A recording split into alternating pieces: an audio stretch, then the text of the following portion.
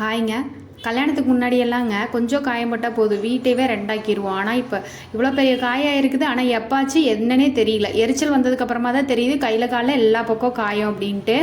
அன்றைக்கி நம்ம வீட்டில் பொன்னாங்கண்ணி கீரை வாங்கிட்டு வந்து கொடுத்துருந்தாங்கன்ட்டு சிம்பிளாக பொரியல் வச்சுட்டு, இதுக்கு முன்னாடி சோயாபீன்ஸ் ஒரு டைம் நான் மிளகாட்டி குழம்பு வச்சேங்க. என்ன பண்ணேன்னா அப்படியே டைரெக்டாக சேர்த்திட்டேன். அப்போ பார்த்தோன்னா அது ஒரு மாதிரி சாஃப்டாகவே இல்லை. அதனால் இந்த டைம் ஃபஸ்ட்டே வெந்தண்ணியில் போட்டு ஒரு 10 நிமிஷம் நல்லா பாயில் பண்ணிவிட்டு, அதுக்கப்புறம் ஃபில்டர் பண்ணி தண்ணியெல்லாம் உறிஞ்சி எடுத்துகிட்டு அதுக்கப்புறமா தான் குழம்பு வச்சுருந்தேன். ஏன்னா ஒரு டைம் அனுபவப்பட்டாச்சு இல்லைங்க, அதுக்கப்புறம் கரெக்ட் பண்ணிக்கணும் தானே.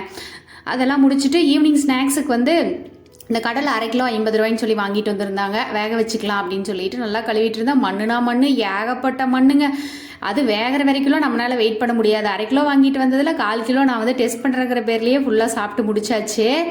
எப்பயுமே அப்படி தான், எது வச்சாலும் ஃபஸ்ட்டு நமக்கு அப்புறம் தான் மற்றவங்களுக்கு எல்லாத்துக்கும். அப்படியே நைட்டு வந்து கார கொழுக்கட்டை பண்ணியிருந்தேன். மத்தியானம் வச்ச குழம்பு பேலன்ஸ் இருந்துச்சு. அவ்வளோதான். Happy cooking.